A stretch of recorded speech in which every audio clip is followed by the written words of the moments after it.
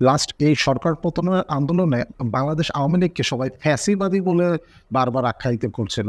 এই ফ্যাসিবাদী জিনিসটা আসলে কি?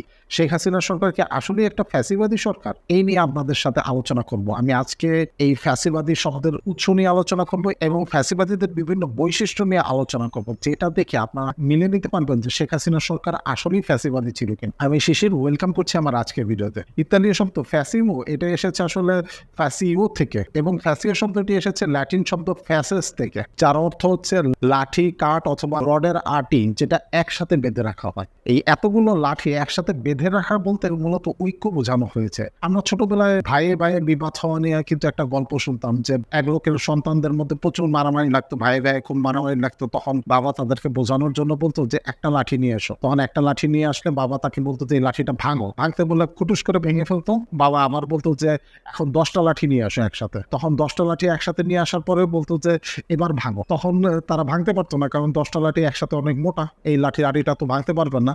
তখন ভাইয়ে ভাইয়ে ঐক্য থাকাটা বোঝাতেই বলা হতো যে তোমরা ভাইয়েরা যদি একসাথে মিলমিশ থাকো তাহলে কিন্তু কেউ তোমাদের কোনো ক্ষতি করতে পারবে না। ফ্যাসিবাদও কিন্তু এরকমই, যে পুরো জাতিটা একসাথে ঐক্যবদ্ধ থাকাকেই বোঝাচ্ছে। পুরো জাতি যদি একসাথে ঐক্যবদ্ধ থাকে তাহলে কিন্তু কেউ তাকে ভাঙতে পারবে না। আপাত দৃষ্টিতে পুরো দেশটাকে ঐক্যবদ্ধ রাখতে বলাটা কিন্তু ভালোই শোনা যায়, যে পুরো দেশ ঐক্যবদ্ধ থাকবে, তাহলে এই ফ্যাসিবাদ জিনিসটা তো তাহলে হয়তো ভালোই। কিন্তু বাস্তবে হচ্ছে কি, যে ফ্যাসিবাদ মানে পুরো দেশের জনগণ ঐক্যবদ্ধ থাকতে বাধ্য হবে, কেউ কোনো ভিন্ন মত বলতে পারবে না, সবাই একেবারে একসাথে হতে বাধ্য হবে, ভিন্ন মত কোনো কিছু অ্যালাউ করা যাবে না। এটাই কিন্তু ফ্যাসিবাদ, যে কেউ কারোর মতামত, ভিন্ন মতামতটাকে যে স্বাভাবিকভাবে গ্রহণ করবে সেটা কিন্তু ফ্যাসিবাদের মধ্যে নাই। এবং ফ্যাসিবাদে সাধারণত বলা হয় যে জনগণের জন্য রাষ্ট্র নয়, রাষ্ট্রের জন্য জনগণ। গণতান্ত্রিক সিস্টেমে তো জনগণের জন্যই মূলত রাষ্ট্র, জনগণের ভোটেই রাষ্ট্রের সরকার প্রধান নির্বাচিত হয় এবং তারা আসলে জনগণের জন্যই গণতান্ত্রিক সিস্টেমে কাজ করে। কিন্তু ফ্যাসিবাদে কিন্তু একদম উল্টা, রাষ্ট্রের জন্যই জনগণ, জনগণই রাষ্ট্রের কথায় উনবোস করতে বাধ্য থাকে। লরেন্স ব্রিড, একজন বিখ্যাত রাজনৈতিক বিজ্ঞানী, তিনি ফ্যাসিবাদের 14টা বৈশিষ্ট্য উল্লেখ করেছেন। যেই বৈশিষ্ট্যগুলো আপনি মিলিয়ে দেখলে বুঝতে পারবেন যে সেই দেশের সিস্টেমটা, সেই দেশের সরকার ফ্যাসিবাদী কিনা। আজকে আসুন আমি এই 14টা বৈশিষ্ট্য বলছি এবং আপনি সেটা মিলিয়ে দেখার চেষ্টা করেন আসলে শেখ হাসিনা সরকার কি ফ্যাসিবাদী ছিল কিনা, আপনার একটা পুরো ধারণা পেয়ে যাব। আমি আজকে আপনাদের যে 14টা বৈশিষ্ট্যের কথা বলছি, সেই 14টা বৈশিষ্ট্যের একটা দুটো মিলে গেলে যে সেই সরকার ফ্যাসিবাদী হবে সেটা না, কিন্তু এর অধিকাংশ বৈশিষ্ট্য মিলে যেতে হবে, তাহলেই ফ্যাসিবাদী সরকার হবে। কারণ এখানকার একটা দুইটা বৈশিষ্ট্য আছে যেগুলো থাকা বরং ভালো দেশের জন্য। প্রথম যে বৈশিষ্ট্য সেটা হচ্ছে শক্তিশালী জাতীয়তাবাদ। এই দেশপ্রেমকে সবার আগে গুরুত্ব দেওয়াটা কিন্তু একটা ফ্যাসিবাদী সরকারের প্রধান বৈশিষ্ট্য। এবং আপনি সাধারণভাবেই দেখছেন যে জাতীয় ঐক্যটাকে গুরুত্ব দেওয়া হয়, যে দেশকে ভালোবাসবে, দেশের জন্যই জনগণ ঐক্যবদ্ধ থাকবে। এখানে কিন্তু জনগণের মতামতকে কোনো গুরুত্ব দেওয়া হয় না। গণতান্ত্রিক সরকার ব্যবস্থায় আপনি কিন্তু ভিন্ন মত পোষণ করার সুযোগ আছে, কিন্তু ফ্যাসিবাদীতে কিন্তু সেই সুযোগ নাই। আপনাকে তীব্র দেশপ্রেমিকই হতে হবে, অন্য কোনো অপশন আপনাদের কাছে নেই। ফ্যাসিস্ট শাসনামলে দেখা যায় যে দেশাত্মবোধক এবং জাতীয়তাবাদী গান, স্লোগান কিংবা প্রতীক ক্রমাগত ব্যবহার করা হয় এবং তারা মানুষকে দেখাতে চায় যে তারা দেশকে কতটা ভালোবাসে। এটা কিন্তু আসলে খুব একটা দোষের কিছু না, কিন্তু এই জিনিসটা কিন্তু শেখ হাসিনা সরকারের সময় পুরোপুরি করা হতো। সবসময় মুক্তিযুদ্ধের চেতনা এবং এই নিয়ে আলোচনা করা হতো। এই জিনিসটা অবশ্য খারাপ পর্যায়ে বলা যায় না, আরো অনেক গুণ মিলিয়ে কিন্তু আপনাকে ডিসিশন নিতে হবে। ফ্যাসিবাদী শাসনের আরো একটা বৈশিষ্ট্য হচ্ছে মানবাধিকারকে উপেক্ষা করা। ফ্যাসিবাদী শাসন ব্যবস্থায় মানবাধিকারের গুরুত্বটাকে একেবারে কমিয়ে দেখানো হয়। তারা প্রায় নিজেদের লক্ষ্য অর্জনের জন্য হত্যা, নিপীড়ন এবং নির্যাতনকে বৈধ মনে করে। দেশের জন্য কিছু মানবাধিকার লঙ্ঘন করা যায় এরকম ধারণা তারা পোষণ করেন, কিন্তু বাস্তবিক অর্থে দেখা যায় যে মানবাধিকার লঙ্ঘনগুলো করা হয় সেগুলো আসলে দেশের স্বার্থের জন্য না, দেখা যায় যে তাদের ব্যক্তিগত স্বার্থের জন্যই মানবাধিকার লঙ্ঘনটা করা হয়। শেখ হাসিনা সরকারের বিভিন্ন ধরনের আয়না ঘরের সম্পর্কে বিভিন্ন ধরনের তথ্য এসেছে, সেখানে অনেক নির্যাতনের কথা এসেছে, ছাত্র আন্দোলনও ব্যাপক নির্যাতন করা হয়েছে। আপনারা নিশ্চয়ই পুরো বিষয়টা মিলাতে পারছেন। তার পরবর্তী যে বৈশিষ্ট্য সেটা হচ্ছে শত্রুকে খোঁজা এবং তাদের প্রতি তীব্র ঘৃণা প্রকাশ। ফ্যাসিবাদী শাসন ব্যবস্থায় একটা কমন বৈশিষ্ট্য হলো তারা একটা বহিরাগত শত্রু তৈরি করে রাখে এবং তাদের প্রতি ঘৃণা ছড়ানোর উদ্যোগ নেয়। বিষয়টা হচ্ছে যে আপনি একটা বহিরাগত শত্রুর প্রতি ঘৃণা ছড়ানোর মাধ্যমে তারা একটা জনগণকে ঐক্যবদ্ধ রাখার একটা চেষ্টা করে। এই জিনিসটা সবার মধ্যেই আছে আসলে। কেউ অথবা ভারতকে শত্রু মনে করে, কেউ হয়তো পাকিস্তানকে শত্রু মনে করে। এটা শেখ হাসিনাই কেন, একেবারে সব বাংলাদেশের সব রাজনৈতিক দলের মধ্যে এই কমন বৈশিষ্ট্যটা ছিল। তার পরবর্তীতে যেটা হচ্ছে যে সামরিক বাহিনীর উচ্চ মর্যাদা। এইখানে সামরিক বাহিনীকে ভীষণ মর্যাদাপূর্ণ একটা স্থানে রাখা হয়। অস্ত্র এবং বিভিন্ন সামরিক খরচের জন্য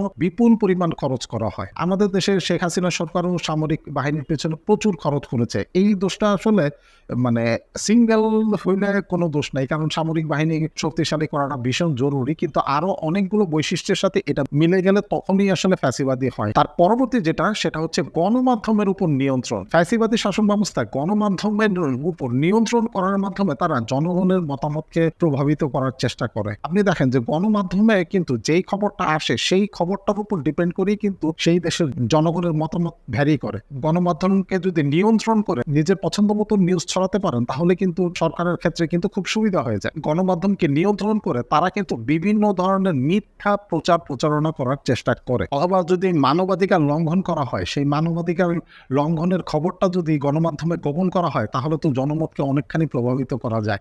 এই ফ্যাসিস্ট সরকার সাধারণত গণমাধ্যমকে নিয়ন্ত্রণ করার চেষ্টা করে। আওয়ামী লীগ সরকারের পতনের পরে এই গণমাধ্যমকে নিয়ন্ত্রণ করার অনেক কমপ্লেন মিডিয়ার কাছে প্রকাশ পেয়েছে, যেটা সরকার ক্ষমতায় থাকা অবস্থায় কেউ বলার সাহস করেনি। শেখ হাসিনা সরকারের নামে কিন্তু গণমাধ্যমকে নিয়ন্ত্রণ করার অনেক অনেক কমপ্লেন আছে। এমনকি লাস্ট এই আন্দোলনের সময় দেখা গেছে যে যমুনা টিভি ছাড়া মেইন মিডিয়ার তেমন কোনো চ্যানেল কিন্তু মানুষের কাছে বিশ্বাসযোগ্যতা অর্জন করতে পারেনি। তার চেয়ে বরং সোশ্যাল মিডিয়া, ইউটিউবে যেসব নিউজ আসছিল সেটাকেই মানুষজন বেশি গ্রহণযোগ্য মনে করছিল। তার পরবর্তীতে আরেকটা বৈশিষ্ট্য হচ্ছে জাতীয় নিরাপত্তার নামে শক্তিশালী নজরদারি। এই পুরো ফ্যাসিবাদী সিস্টেমের মধ্যে জাতীয় নিরাপত্তার কথা বলে তারা জনগণের উপর শক্তিশালী একটা নজরদারি নেটওয়ার্ক তৈরি করে। এবং অনেক আগে যখন টেলিফোন মিডিয়া ছিল না, তখন কিন্তু তাদের অনেক গোয়েন্দা থাকতো যারা জনগণের ভিতরে চলাফেরা করতো এবং কে সরকার বিরোধী মনোভাব পোষণ করে তাদের খবরটা নিয়ে আসতো এবং সেটা কিন্তু সরকারের কাছে দিয়ে দিত, এবং সেই যারা ভিন্ন মত পোষণ করে তাদেরকে কিন্তু কঠোর পানিশমেন্টের ব্যবস্থা ছিল। সেগুলো হচ্ছে আগেরকার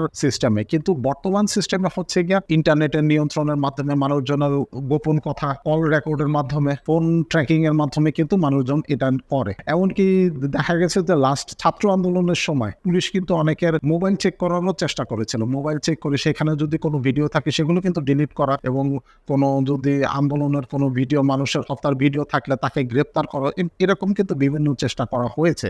মানুষের মোবাইলেও কিন্তু অনেক রেকর্ড করা হয়েছে। এবং লাস্ট কিছু নিউজে পেয়েছিলাম যে নিয়মিত শেখ হাসিনার কাছে কে কোন দলের কি কি ফোন রেকর্ড করে, সেই রেকর্ডের একটা রিপোর্ট কিন্তু শেখ হাসিনার কাছে চলে যেত নিয়মিত। সেটা কিন্তু মিলে যাচ্ছে আসলে ফ্যাসিবাদী শাসন ব্যবস্থার সাথে, যে জাতীয় নিরাপত্তার মাধ্যমে একেবারে শক্তিশালী নজরদারি, জনগণের চলাফেরার ক্ষেত্রে, কথাবার্তার ক্ষেত্রে, সব ক্ষেত্রে শক্তিশালী নজরদারি রাখা। তার পরবর্তী বৈশিষ্ট্য হচ্ছে ধর্ম এবং সরকারের একটা সংমিশ্রণ। এই জিনিসটা আসলে শেখ হাসিনার শাসন আমলে খুব বেশি মিলবে না, অথবা আপনারা ঘুরায় পেঁচায় মিলাইতে পারেন। ধর্মকে ব্যবহার করে জনগণকে নিয়ন্ত্রণ করায়, এটা বিশেষ করে পাকিস্তান আমলে ছিল, যে বলা হতো যে পাকিস্তান যদি ধ্বংস হয়ে যায় তাহলে দেশে কোনো ইসলাম থাকবে না, ইসলাম রক্ষার স্বার্থে পাকিস্তানকে বাঁচাতে হবে, যেটা পাকিস্তান আমলে মুক্তিযুদ্ধের আগে হতো। অথবা ইন্ডিয়াতেও দেখা যায় যে হিন্দু ধর্মকে রক্ষা করার চেষ্টা করে বিজেপি সরকার, তাদের সাথে এই বৈশিষ্ট্য মিলে যাচ্ছে। শেখ হাসিনার সাথে এটা মিল থাকতে পারে, কিন্তু তুলনামূলক ভাবে কম। শেখ হাসিনা তো তার একটা ইমেজই তৈরি করছিল যাতে সে হচ্ছে একটা ধর্ম নিরপেক্ষ, এই টাইপের একটা ইমেজ তৈরি করার চেষ্টা করেছিল। তার পরবর্তী বৈশিষ্ট্য হচ্ছে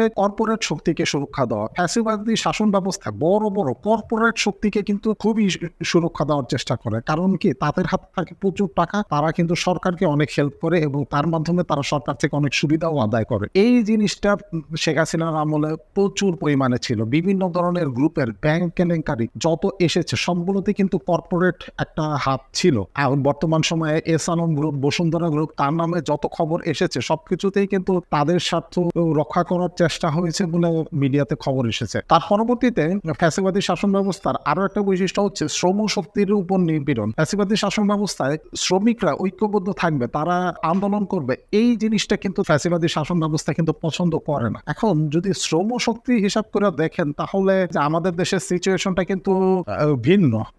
অন্য সময় দেখা যেত যে শ্রমিকরা ঐক্যবদ্ধ হয়ে সরকারের বিরুদ্ধে আন্দোলন করছে, হ্যান করছে, ত্যান করছে, এরকম একটা বিষয় ছিল। কিন্তু আমাদের দেশে কিন্তু শ্রমিক শক্তিটার মধ্যে দেখা যায় যে আওয়ামী লীগের একটা গ্রুপিং হয়ে গেছে, বিএনপির আরেকটা গ্রুপিং হয়ে গেছে। আমাদের দেশের প্রেক্ষাপটটা পুরোপুরি মিলে না এই জিনিসটার সাথে। গার্মেন্টসের ক্ষেত্রে এরকম হয়েছিল যে গার্মেন্টসরা শ্রমিকরা অনেক আন্দোলন সংগঠিত হয়েছিল, সেখানে কঠোরভাবে দমন করা হয়েছে। তার পরবর্তী বৈশিষ্ট্য হচ্ছে বুদ্ধিজীবীদের প্রতি তীব্র ঘৃণা। ফ্যাসিবাদী শাসন ব্যবস্থায় বুদ্ধিজীবীদের প্রতি তীব্র ঘৃণা পোষণ করা হয়। যারা বুদ্ধিজীবী, যারা মুক্তভাবে মতামত প্রকাশ করতে পারে, সরকারের ভুলকে ভুল ধরতে পারে, এদের প্রতি কিন্তু তীব্র একটা ঘৃণা প্রকাশ করা হয়। এটা লাস্ট শেখ হাসিনার শাসন আমলে ছিল, এবং দেখা গেছে যে আমাদের দেশে আসলে নিরপেক্ষ বলে কিছু নাই। এই বুদ্ধিজীবীদের মধ্যেও শেখ হাসিনার পক্ষের একটা গ্রুপ থাকতো, দেখা যেত হয়তো যে অনেকে মুক্তভাবে মত প্রকাশ করার জন্য একটা মত দিত, তার বিরুদ্ধে কিন্তু শেখ হাসিনা বুদ্ধিজীবীরা এসে দাঁড়াতো। বুদ্ধিজীবী, শিক্ষাবিদ এবং শিল্পীদের প্রতি কিন্তু এই শাসন ব্যবস্থায় তীব্র ঘৃণা প্রকাশ করা হতো। তার পরবর্তীতে ফ্যাসিবাদী শাসন ব্যবস্থার আরো একটি বৈশিষ্ট্য হচ্ছে অপরাধ এবং তার শাস্তি প্রদানের ক্ষেত্রে বেশি মনোযোগ দেওয়া। এই জিনিসটা আসলে বাই ডিফল্ট সবসময় থাকতো। বিভিন্ন অপরাধী হতো, তাদেরকে শাস্তি প্রদান করার চেষ্টা করা, সেই দিকে বেশি বেশি মনোযোগ দেওয়া, এই সংস্কৃতি বাংলাদেশে সবসময় ছিল। সব দলেরই আসলে কিছু না কিছু ছিল। এটা শেখ হাসিনার তো অবশ্যই ছিল, তার সাথে সাথে আগের যারা ছিল তাদের মধ্যেও কিন্তু একই রকম প্রবণতা ছিল। এবং এই শাসন ব্যবস্থায় শাস্তি প্রদানের ক্ষেত্রে তারা কোনো সহানুভূতি প্রদর্শন করতো না। শেখ হাসিনার শাসন আমলে তো আয়নাঘর, ডিজিটাল সিকিউরিটি হ্যাক অনেক কিছু ছিল, যেগুলোর মাধ্যমে সরাসরি বিচারকের মাধ্যমে শাস্তি প্রদান করা না গেলেও মানুষজনকে এমন সিচুয়েশনে পালানোর সুযোগ ছিল যে যার মাধ্যমে আসলে শাস্তিটা আসলে হয়েই যেত, অথবা বিচার ব্যবস্থার বাইরে গিয়ে শাস্তিগুলো হতো। এগুলোকে আসলে শাস্তি হিসেবেই বলা যায়। তার পরবর্তী যে বৈশিষ্ট্যটা আছে সেটা হচ্ছে স্বজনপ্রীতি এবং দুর্নীতি। এটা আসলে বাংলাদেশের জন্ম থেকে বাই ডিফল্ট ছিল। শেখ হাসিনার শাসন আমলও ছিল, তার আগেও ছিল। এখানে শেখ হাসিনার শাসন আমল অনেক বেশি ছিল, কিন্তু তার আগেও ছিল। সবসময়ই আমাদের দেশে স্বজনপ্রীতি, দুর্নীতি একটা লিমিটের উপরে থাকতো। স্বজনপ্রীতি এবং দুর্নীতি আমাদের দেশে কখনোই কোনো কাম্য স্তরে ছিল না। তার পরবর্তী আরেকটা বৈশিষ্ট্য হচ্ছে নিয়ন্ত্রিত নির্বাচন। নির্বাচনে সবসময় ফ্যাসিবাদী শাসন ব্যবস্থায় প্রভাবিত করার চেষ্টা করা হয়। আপনারা জানেন যে উত্তর কোরিয়াতে সবসময় একনায়কতন্ত্রই চলে, কিন্তু সেই দেশেও কিন্তু একটা নির্বাচন হয় এবং সেই দেশের নাগরিকদেরকে কিন্তু সেখানে ভোট দেওয়া বাধ্যতামূলক থাকতো। আমাদের দেশেও শেখ হাসিনার বেশ কয়েকটা নির্বাচন কিন্তু জনগণের কাছে খুব বেশি গ্রহণযোগ্যতা পায়নি, সেখানেও কিন্তু নিয়ন্ত্রিত নির্বাচন করার চেষ্টা করা হয়েছে। এর পরবর্তী হচ্ছে লিঙ্গ বৈষম্য এবং পুরুষতান্ত্রিকতা। ফ্যাসিবাদী শাসন ব্যবস্থায় নারীদের অধিকারটা অনেক কম থাকে এবং পুরোপুরি পুরুষতান্ত্রিক একটা শাসন ব্যবস্থা থাকে। এটা শেখ হাসিনার আমলে বেড়েছে অথবা কমেছে কোনোটাই না। শেখ হাসিনার আমলে মেয়েরা যথেষ্ট ভালো থাকে। আসলে শেখ হাসিনার শাসন আমলের যে সমস্যাগুলো হয় সেগুলো আসলে ছেলে মেয়ে সবাই সমস্যায় পড়তো। এখানে যে কোনো মেয়ে বলে কেউ অনেক বেশি সমস্যা পড়েছে এরকম কিন্তু খুব বেশি উদাহরণ নেই। তাই আমি এই বৈশিষ্ট্যটা আসলে শেখ হাসিনার সরকারের সাথে মিলাতে চাচ্ছি না। শেখ হাসিনা সরকারের আমলে তারপর আগের যে খালেদা জিয়ার সরকার ছিল সবার সাথে নারীদের প্রতি আচরণ প্রায় কাছাকাছি আছে, বরং শেখ হাসিনা সরকার একটু ভালো হতে পারে। এই হলো ফ্যাসিবাদী শাসন ব্যবস্থার 14টা বৈশিষ্ট্য। আপনারা চাইলে পূর্ববর্তী শেখ হাসিনা সরকারের সাথে আপনারা নিজেরাও মিলাতে পারেন এবং মিলিয়ে আমাকে একটু কমেন্ট করে জানাবেন যে 14টা বৈশিষ্ট্যের মধ্যে আপনার ধারণা মতে শেখ হাসিনা সরকার কত মার্ক পেতে পারে। যত বেশি মার্ক পাবে ততই শেখ হাসিনা সরকার হচ্ছে ফ্যাসিবাদী, এবং যত কম মার্ক পাবে ততই হচ্ছে শেখ হাসিনা সরকার হচ্ছে গণতান্ত্রিক। এই 14টা বৈশিষ্ট্য অনুযায়ী শেখ হাসিনা সরকার কত মার্ক পেতে পারে সেটা অবশ্যই কমেন্ট করে জানাবেন। আজকে বিদায় নিচ্ছি, সবাই ভালো থাকবেন, সুস্থ থাকবেন। আল্লাহ হাফেজ।